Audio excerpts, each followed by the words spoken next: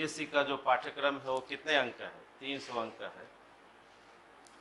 और 300 अंक में 70% अंक लाना है, यानी 210 प्लस लाना है। और यहाँ से लेकर के 230 तक आप औसत रूप से ला सकते हैं। 210 प्लस या 200 प्लस तो ला ही सकते हैं। 70% अंक। इस वर्ष 212 और 218, कुछ लोगों को 210 प्लस आए हैं अंक, ये अंक आए। उसमें एक राहुल जी हैं, तो इनको राहुल कुमार, इनको 218 अंक आए हैं, एसडीएम बने। यानी हिंदी साहित्य आप रखते हैं तो अच्छे अंक के लिए रखते हैं। कम समय में कितना समय लगना चाहिए तैयारी करने में? बिहार पीसीएस के हिंदी साहित्य को पढ़ने में 2 से 3 माह पर्याप्त। 2 से 3 माह समय लगना चाहिए। अगर कोई व्यक्ति 4 घंटे पढ़ रहा हो प्रतिदिन, तो 2 से 3 माह में उसकी अच्छी तैयारी संभव है। 2 से 3 माह। और समय कितना लगना चाहिए? 4 माह, 4 घंटे। अगर 4 घंटे आप पढ़ते हैं तो 2 से 3 माह में आप ला सकते हैं 70% अंक। अब ये कैसे ला सकते हैं, क्या करना है, इसको जरा देख लीजिए। 300 अंक का जो पाठ्यक्रम है हिंदी साहित्य,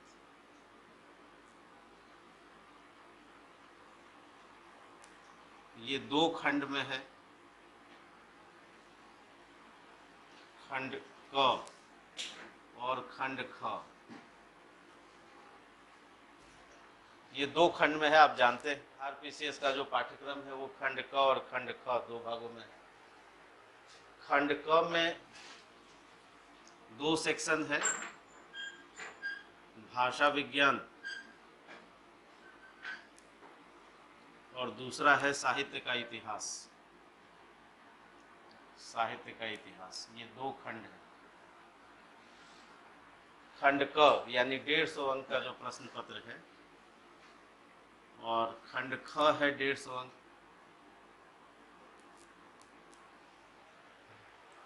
आपने पाठ्यक्रम अब याद होगा आपको। हिंदी साहित्य का जो 300 अंक का पाठ्यक्रम है वो 2 खंडों में है, खंड क और खंड ख।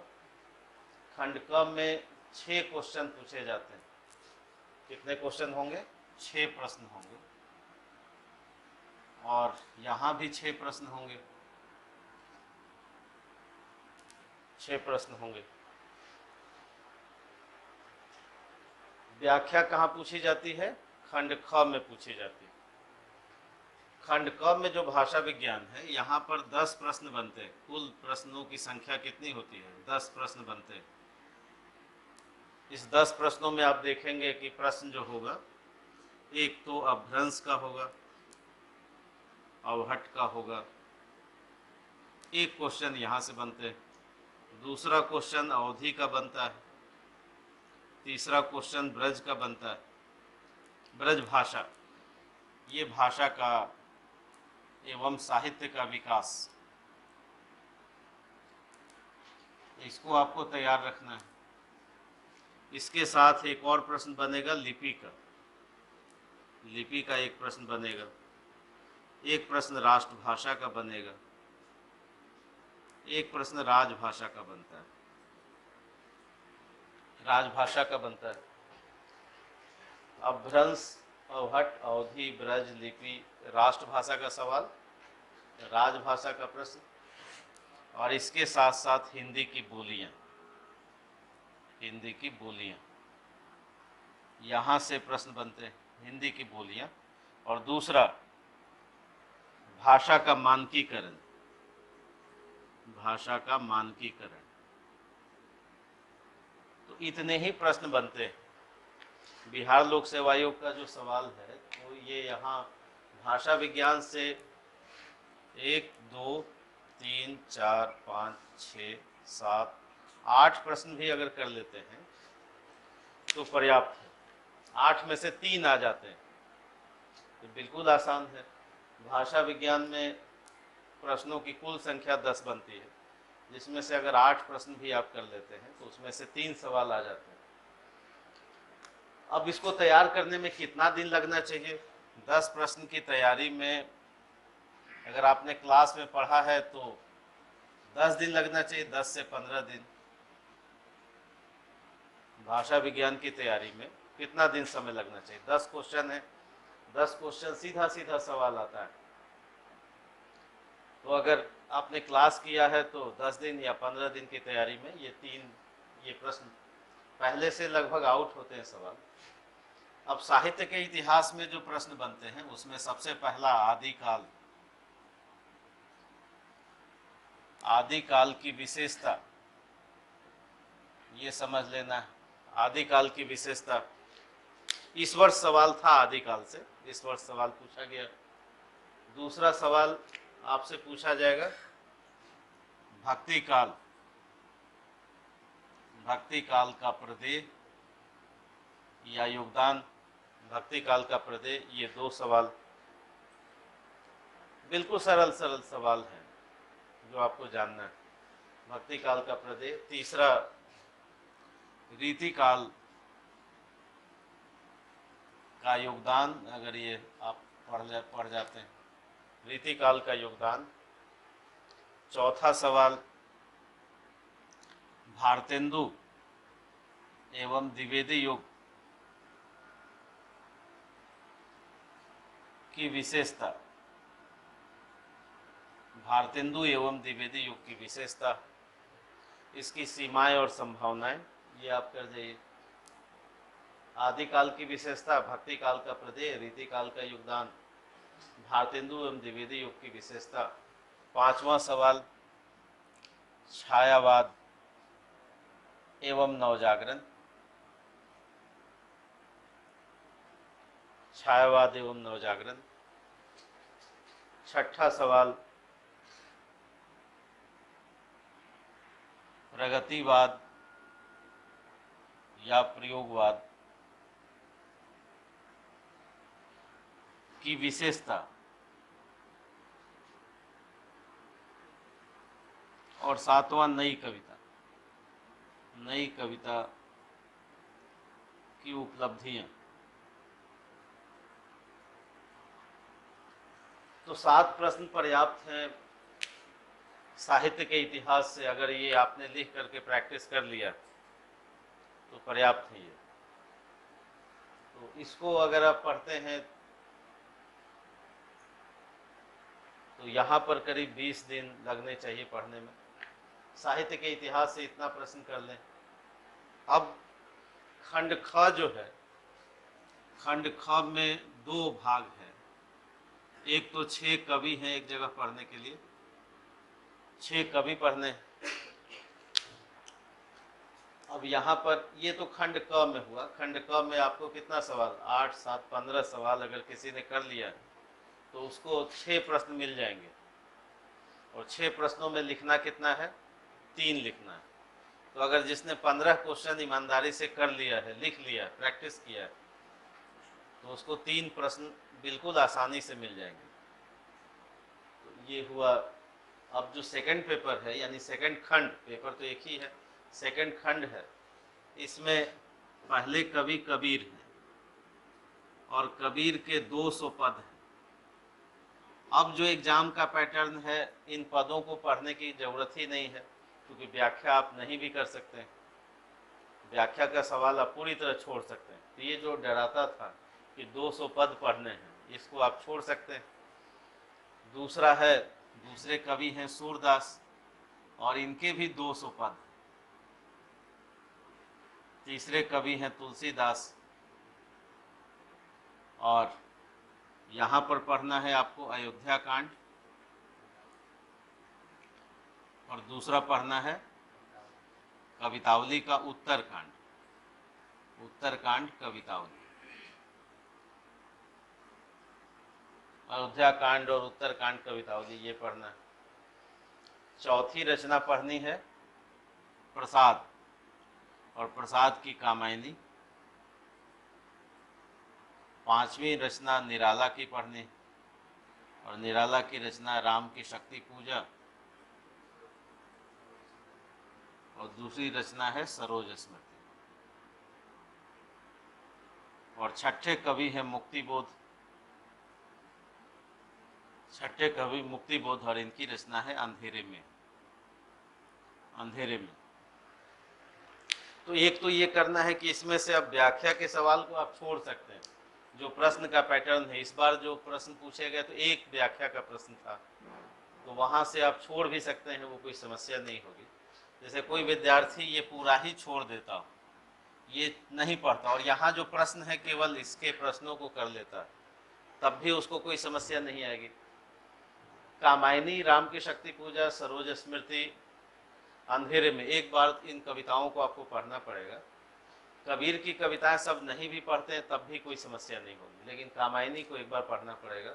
राम की शक्ति पूजा, तब आप उसको व्याख्या छोड़ सकते हैं, लेकिन प्रश्नों के लिए पढ़ना होगा। ये 6 कवि हैं आपके कोर्स में। 6 कवियों से एक कवि से अगर 2 प्रश्न देखे जाएं तो 12 प्रश्न यहाँ मिलेंगे, और इसमें व्याख्या के लिए आप क्या कर सकते हैं, छोड़ सकते हैं। जो गद्य खंड है,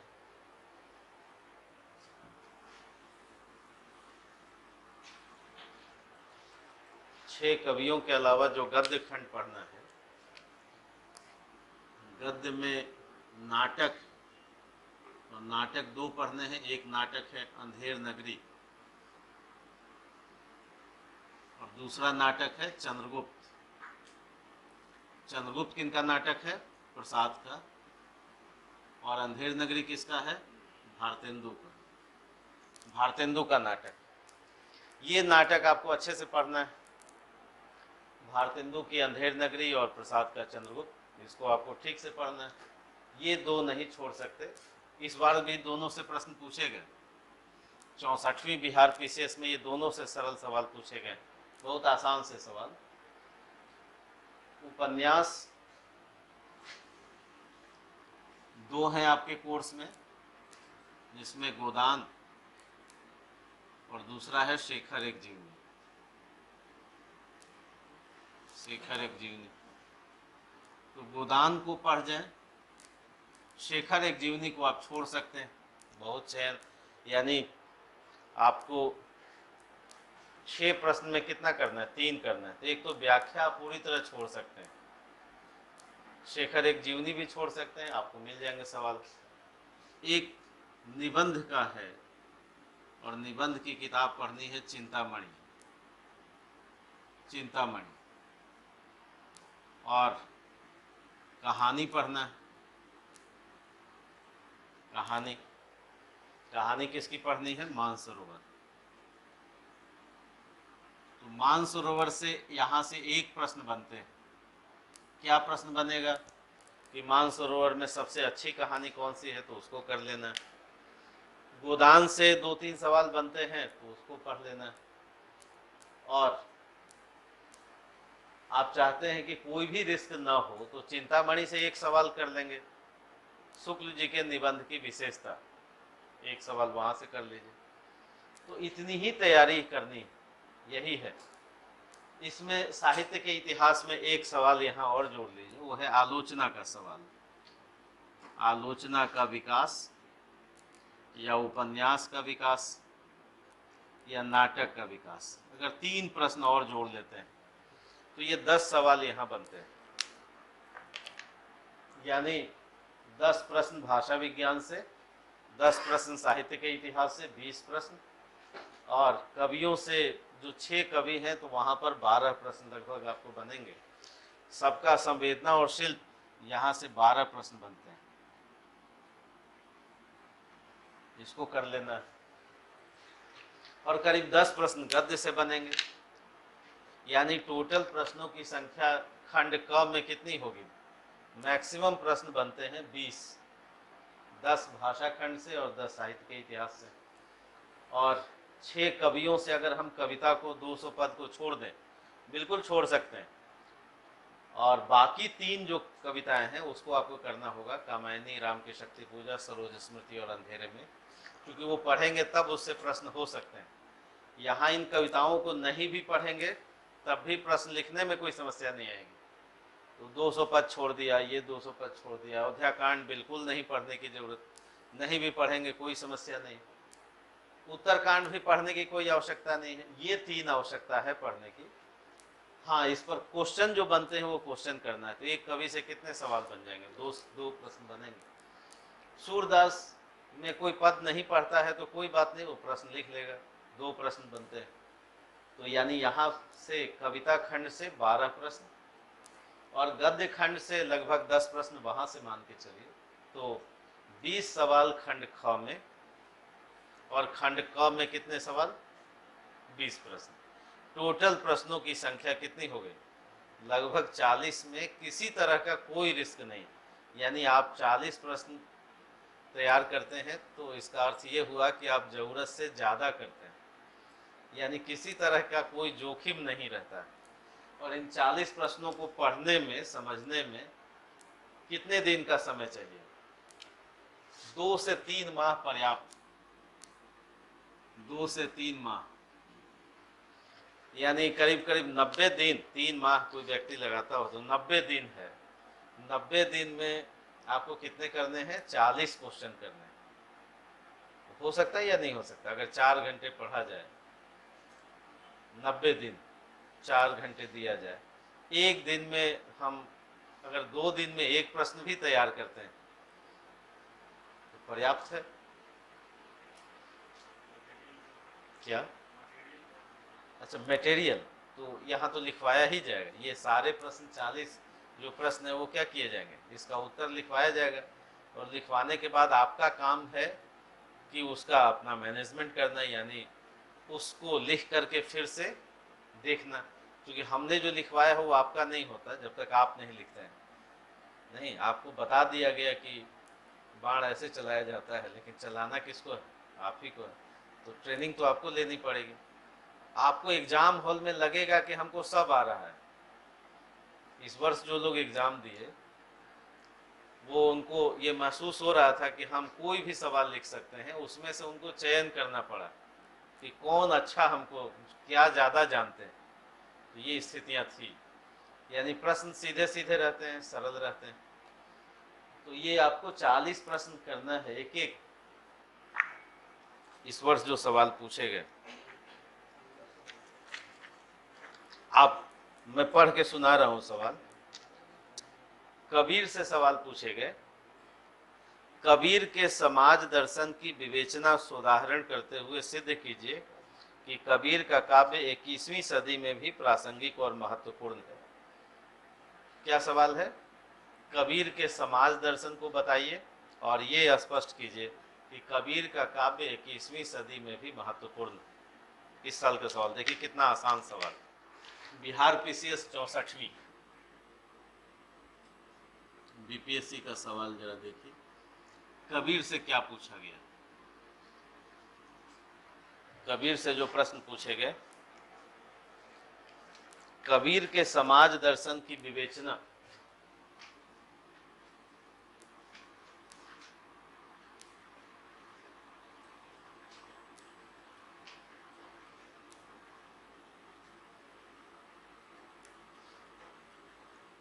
कबीर के समाज दर्शन की विवेचना सोदाहरण करते हुए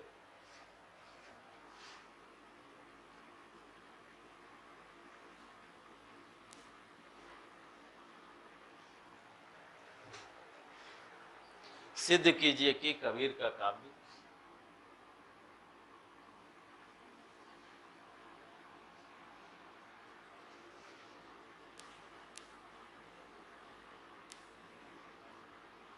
कबीर का काव्य 21वीं सदी में भी प्रासंगिक और महत्वपूर्ण है।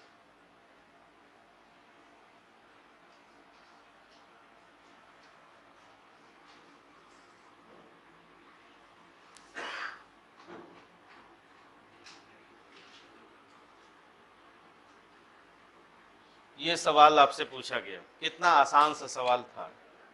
ऐसे ही सरल सरल सवाल पूछे जाते हैं। अब ये नहीं लिखना गुनाह है। अगर आप कोई विद्यार्थी ये नहीं लिखता है तो इसका मतलब वो क्या कर रहा है? हाँ, वो क्राइम कर रहा है।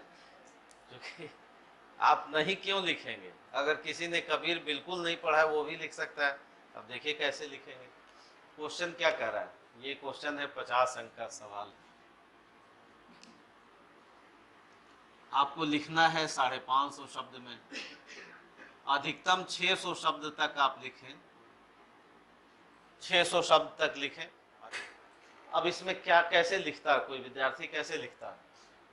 कबीर का क्या बताइए? समाज दर्शन बताइए, और सिद्ध कीजिए कि कबीर की जो कविता है 21वीं सदी में, मतलब आज, प्रासंगिक है और इम्पोर्टेंट।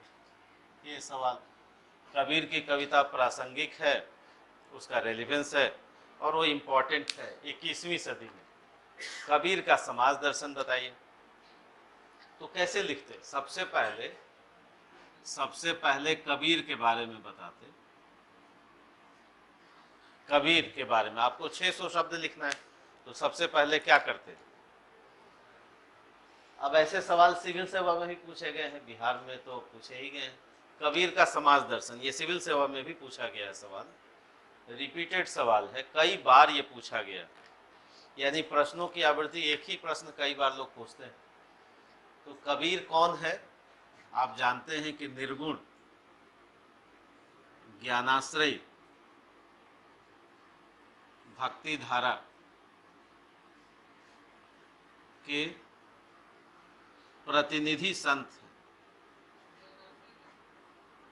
बता रहे हैं, निर्गुण ज्ञानाश्रय भक्ति धारा के प्रतिनिधि संत हैं। कबीर का समय क्या है? 1398 से 1518 ये समय है कबीर का। 1398 से 1518 कबीर का समय है। निर्गुण ज्ञानाश्रय भक्ति धारा के प्रतिनिधि संत हैं, और कबीर का ये समय, और कबीर की रचनाओं का संग्रह, उसका क्या नाम है? बीजक। बीजक रचना संग्रह, बीजक रचना संग्रह। अब यहाँ पर कोई विद्यार्थी ये कह सकता था कि देखिए ये भक्ति काल है, चार्ट भी बना सकता था। भक्ति काल का समय है 1350 से 1650, और 2 लाइन लिखा, फिर उसके बाद निर्गुण भक्ति और सगुण भक्ति। निर्गुण भक्ति में 2 लोग, संत काव्य और सूफी काव्य। संत काव्य को ही ज्ञानाश्रय कहते हैं, और यहाँ पर कौन है? कबीर। यहाँ पर इसको प्रेमाश्रय कहते हैं, और यहाँ पर जो कवि हैं उनका नाम क्या है? जायसी। सगुण में 2 लोग हैं, कृष्ण भक्ति और दूसरा राम भक्ति। राम भक्ति में जो रचनाकार हैं तुलसीदास, और यहाँ पर सूरदास। सूरदास।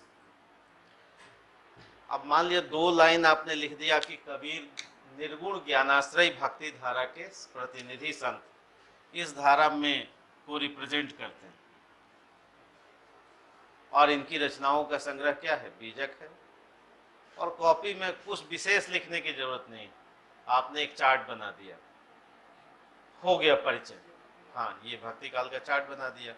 इस बताने से क्या हुआ कि भक्ति काल, भक्ति आंदोलन, और भक्ति आंदोलन में निर्गुण भक्ति धारा के कबीर हैं। अब दूसरा पैराग्राफ आप क्या लिखते? प्रश्न पे आएंगे। दूसरा पैराग्राफ क्या कहता है? समाज दर्शन। समाज दर्शन, कबीर के समाज दर्शन की विवेचना कीजिए। कबीर आपने बताया, बहुत कम लिखा, 2 लाइन लिखा और एक चार्ट बना दिया। इसको लिखने में कितना समय लगेगा? 2 से 3 मिनट लगेगा। ये बढ़िया चार्ट बनाया और 2 लाइन लिख दिया। फिर उसके बाद लिखा, आप क्वेश्चन पे आइए, कबीर के समाज दर्शन की विवेचना कीजिए। समाज दर्शन, अब इसको बताइए। समाज दर्शन का मतलब है समाज के प्रति समग्र विवेचन, समग्र चिंतन। समाज दर्शन का मतलब क्या है ये बताइए। दर्शन मतलब होता है देखना, ब्रैकेट में आप लिख सकते हैं दर्शन का मतलब ये दृश्य शब्द से बना है और इसका मतलब होता है देखना या विचार करना। विचार करना, संपूर्णता में देखना, इसी को दर्शन कहते हैं। दर्शन शब्द दृश्य धातु से बना है। दृश्य का मतलब होता है देखना यानी विचार करना, यानी समग्रता में किसी समस्याओं पर चिंतन करना, यही होता है। तो समाज के प्रति कौन सा नजरिया है? क्वेश्चन क्या पूछा जा रहा है? समाज दर्शन की विवेचना कीजिए। तो सेकंड पैराग्राफ में आपने बताया कि समाज दर्शन का मतलब है समाज के प्रति या समाज की समस्याओं के प्रति अवलोकन, समाज की समस्याओं का समग्र विवेचन या तार्किक मूल्यांकन, यही हुआ समाज दर्शन। यानी जो सामाजिक समस्याएं हैं, सामाजिक समस्याएं, ये जो सामाजिक समस्याएं, इनका तार्किक विवेचन, तर्क के धरातल पर तार्किक विवेचन, इसी को क्या कहेंगे? समाज दर्शन कहेंगे। तो एक पैराग्राफ यहाँ, बहुत छोटे छोटे पैराग्राफ बड़े बड़े नहीं लिखने चाहिए। ऐसा नहीं कि पूरा एक पेज का एक पैराग्राफ लिख दिया कि आप खोजिए जो खोजना है, इसी मैंने लिख दिया, है ना। बुजुर्ग होते हैं परीक्षक, तो छोटे छोटे पैराग्राफ, सुंदर राइटिंग, और बिल्कुल क्वेश्चन को जस्टिफाई करते हुए कि परीक्षा को कोई समस्या ना। आपने कबीर यहाँ लिख दिया, फिर बताया समाज दर्शन क्या है। अब तीसरे पैराग्राफ में आप बताएंगे कि समाज दर्शन के कौन कौन से आयाम हैं, समाज दर्शन के व्यापक आयाम क्या है, यानी उसका विस्तार क्या है। समाज दर्शन मतलब समाज के समस्याओं के प्रति उनका विचार, और समाज का व्यापक आयाम क्या होगा? तो सामाजिक, पहला होगा धार्मिक चेतना। धार्मिक चेतना, धर्म के प्रति सोचना भी समाज का ही हिस्सा है ना। समाज का मतलब, अब इसमें कोई विद्यार्थी ये गलती कर सकता है कि उसका पूरा आंसर किसमें हो, जाति और समाज पे ही रह जाए, तो अधूरा उत्तर होगा और उसको कम अंक मिलना चाहिए। समाज का एक व्यापक आयाम है, और समाज के व्यापक आयाम में धर्म भी आता है। दूसरा, आर्थिक चेतना भी आती है। आर्थिक चेतना, ये सब समाज का हिस्सा है। क्वेश्चन पे जाइए कि समाज दर्शन की विवेचना कीजिए। तो समाज दर्शन का मतलब केवल जाति और सोसाइटी से नहीं, अर्थ और आर्थिक चिंतन। जब कबीर कहते हैं कि साईं इतना दीजिए जामे कुटुंब समाज, वो भी समाज का हिस्सा है। अगर वो धर्म के पाखंड का विरोध करते हैं तो वो भी समाज का हिस्सा है।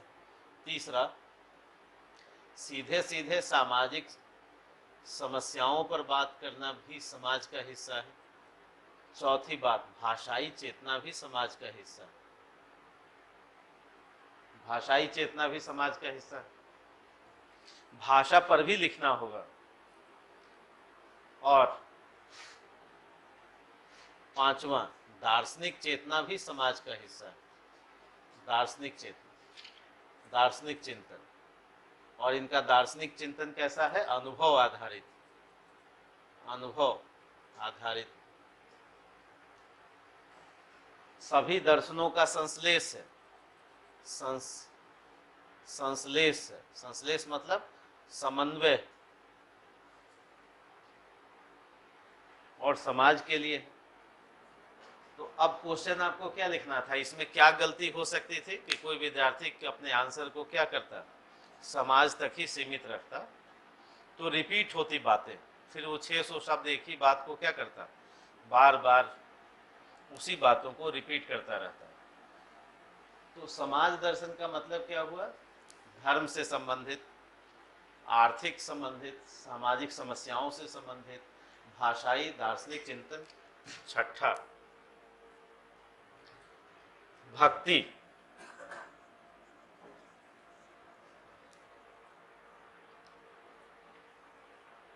सातवां, भक्ति भी सामाजिक हिस्सा है। और अभिव्यक्ति का जो पक्ष है, यानी आंखों देखी का जो पक्ष है, यानी अनुभव सत्य की जो बातें हैं, अनुभव सत्य की बातें, तार्किकता की बातें, आधुनिकता की बातें,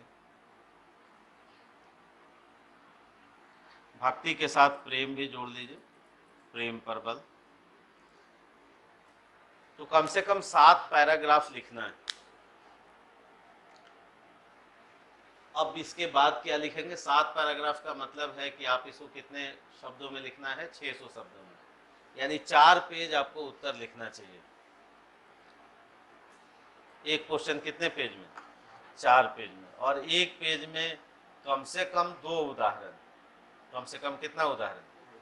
2 उदाहरण, या एक उदाहरण तो निश्चित रूप से हर पेज में एक उदाहरण मिलना चाहिए। यानी आप यहाँ से भी उदाहरण दे सकते हैं, बताइए धार्मिक चेतना से उदाहरण। और कह रहा है क्वेश्चन क्या कि 21वीं सदी में भी प्रासंगिक और महत्वपूर्ण है। तो हमने धार्मिक चेतना से एक उदाहरण दिया कि हिंदू कहते हैं राम हमारा, मुसलमान रहमाना, आपस में दो लड़े मरत हैं, मर्म न कोई जाना। अब ये धर्म के प्रति सोचते हैं कबीर कि धर्म में कोई विभेद न हो, धर्म तो आचरण का हिस्सा है, हिंदू मुस्लिम कोई विभेद नहीं, संपूर्ण भक्ति आंदोलन धार्मिक समन्वय की चेतना है। और तब आप बताएंगे कि आज संविधान का शासन है, भारत आधुनिक और उत्तर आधुनिक की रेस में है, और आज भी हम धर्म के नाम पर, संप्रदाय के नाम पर लड़ते हैं, झगड़ते हैं। क्वेश्चन क्या कर रहे हैं? 21वीं सदी में भी। तो कहेंगे कि कबीर की चेतना, कबीर का जो धार्मिक चिंतन है, आज 21वीं सदी में हमको एक रचनात्मक दिशा देता है, हमको बेहतर मानव होने की का आधार देता है, और कहता है कि संविधान का जो मूल्य है वही इम्पोर्टेंट है, वही मूल्यवान है। तो 21वीं सदी में कबीर की धार्मिक चेतना की प्रासंगिकता और अधिक बढ़ गई। 15वीं सदी में जितनी प्रासंगिकता थी, आज 21वीं सदी में और अधिक दिखाई देती। और एक उदाहरण और ये सब बातें। अब इन बातों को लिखने के लिए आपको प्रैक्टिस करना पड़ेगा। जब आप अपने से लिखेंगे एक बार, फिर दूसरी बार, तो 2 बार लिखेंगे, तो फिर आप क्या हो जाएंगे? परफेक्ट हो जाएंगे। एक उदाहरण जो सबको याद है, नहीं, हिंदू कहते हैं राम हमारा, या पाहन पूजे हरि मिले तो मैं पूजू पहाड़, ताते तो चक्की भली जो पीस खाए संसार, या कांकर पाथर जोरी के मस्जिद लियो सुनाए, ताचढ़ी मुल्ला बांग दे क्या बहरा हुआ खुदाए। तो इन 3 उदाहरणों में सबसे बेस्ट उदाहरण कौन सा है? एक को कहेंगे तो हिंदू, एक को कहेंगे मुस्लिम, तो क्यों नहीं दोनों को कहा जाए? हिंदू कहते हैं राम हमारा, मुस्लिम। तीनों उदाहरण में कौन ज्यादा अच्छा उदाहरण है? ये वाला ज्यादा उदाहरण अच्छा है, क्योंकि दोनों धर्मों, और आप कहते हैं कि भाई समन्वय, राम के नाम पर जो झगड़े हैं, ईश्वर के नाम पर जो झगड़े हैं, कबीर ने इसको मिटाने की कोशिश की। और कबीर की इन बातों को गांधी से जोड़ सकते हैं, संविधान से जोड़ सकते हैं, नहीं, मानव अधिकार से, जो गांधी भी तो कहते थे, सुनते थे, ईश्वर अल्लाह तेरो नाम, यही बात तो कबीर कह रहे हैं। संविधान भी तो आपका यही कहता है कि धर्म के आधार पर भेदभाव नहीं होगा, नहीं, राष्ट्र की बुनियाद कैसे रखी जाएगी? इसी मानवतावादी मूल्यों के आधार पर। अब आपके अंक कैसे बढ़ेंगे? आपने ये चार्ट बनाया, समाज दर्शन को डिफाइन किया, एक एक। अब इसको लिखने में भी परीक्षा क्या है? सुंदर राइटिंग और भाव सुंदर। अब यहीं से अंक डिसाइड होगा, किसी को 50% मिल सकते हैं, किसी को 60% मिल सकते हैं। अब 50% क्यों मिलेंगे? क्योंकि उसने समाज दर्शन नहीं बताया, उसका ये सोच नहीं गया कि भाषा भी समाज का हिस्सा है, दर्शन भी समाज का हिस्सा है। आपका आंसर ये कमी हो सकती है कि केवल सोसाइटी के इर्द गिर्द ही आंसर क्या हो रह जाए। दर्शन और दार्शनिक जो चिंतन है और दर्शनों का संश्लेष है, वो भी समाज का हिस्सा है। आर्थिक चेतना, उसको क्या कहेंगे कि भाई आज क्या है? आज भी काला धन एक समानांतर अर्थव्यवस्था के रूप में, और बेहतर मानव वही हो सकता है जो अपनी आवश्यकताओं को सीमित करे। राष्ट्र के संसाधन पर सबका राइट है, सबका अधिकार, ये आपका संविधान भी कहता है, और हमारे मानवीय मूल्य भी कहते हैं कि संसाधनों पर सबका राइट है। आप यहाँ जोड़ सकते हैं कि देखिए, प्रसाद भी कहते हैं, निराला भी कहते हैं, दिनकर भी कहते हैं, और कबीर के काव्य की प्रासंगिकता बढ़ जाती है क्योंकि कबीर अपने व्यक्तित्व को उसी ईमानदारी के सांचे में रखना चाहते हैं और कहना चाहते हैं कि सबको मिलना चाहिए, सबको सम्मान मिलना चाहिए। साईं इतना दीजिए जामे कुटुंब समाए, मैं भी भूखा ना रहूं। और बताएंगे कि इसकी प्रासंगिकता आज अधिक है क्योंकि आज इंडिया और भारत का अंतर बढ़ता जा रहा है। ये गैप धीरे धीरे बढ़ता जा रहा है। एक तरफ विपन्न भारत है और एक तरफ संपन्न भारत। ये दो भारत जो अलग अलग टापू के रूप में दिखाई दे रहे हैं, इसको कम करने में कबीर का चिंतन, कबीर का आर्थिक चिंतन समाज को दिशा दे सकता है। तो 21वीं सदी से इस प्रश्नों को क्या कर लेना है, जोड़ लेना है।